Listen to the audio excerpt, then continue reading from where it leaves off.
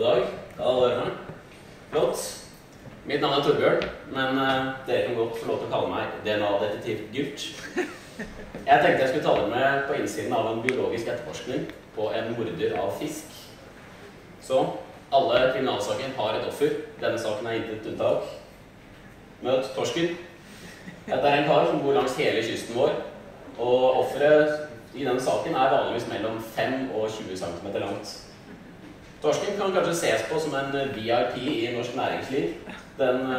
I fjor så solgte vi torsk for over 10 milliarder kroner. Så hvorfor skal vi egentlig bruke tid og ressurser på dette her? En ting er det vitenskapelige. Vi er den første forskningsgruppen som faktisk titter på dette her i Norge. Og en annen ting er at vi vet ingenting.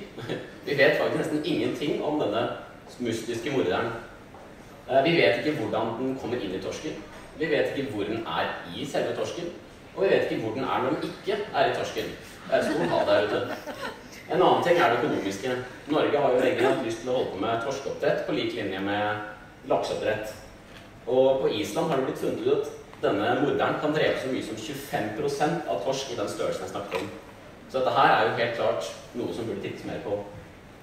Så, men vi har noen spor. Her ser vi da 5 torsk. Alle er like gamle, men 3 er helt tydelig mindre.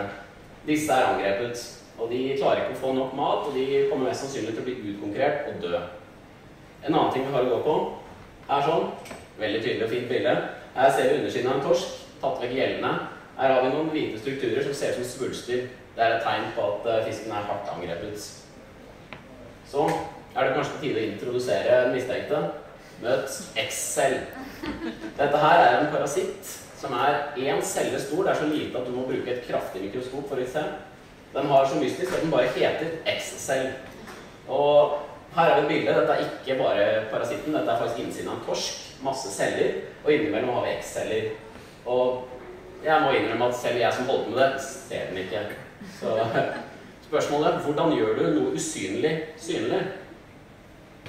DNA. Dette arvestoffet som alle har, alt og alle, det er helt unikt, og det kan ses på som et indre fingeravtrykk. Og X-cellen er intet unntak. Den har et sånt fingeravtrykk som vi kan finne, og da finner vi det, og vi sier, her er den, vi vet at den er her. Så hvordan går vi fram for å finne den? Mitt område er her, tarmen. Det høres kanskje tilfeldig ut, men dette går på det jeg snakket om, at vi vet ingenting. Vi vet ikke hvordan den kommer inn i torsken, eller hvor den er. Så tenk, vi har kanskje en reke som svømmer ut.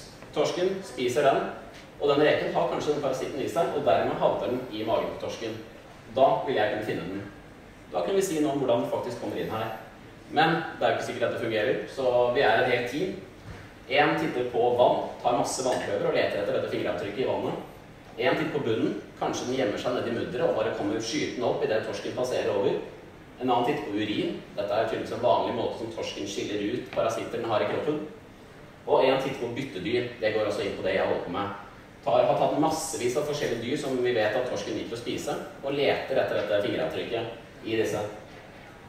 Så, hvorvidt vi faktisk klarer å løse dette mysteriet, det gjenstår å se. Jeg håper det. Det hadde blitt en fin masteroppgave. Men vi er bare i starten av etterforskningen.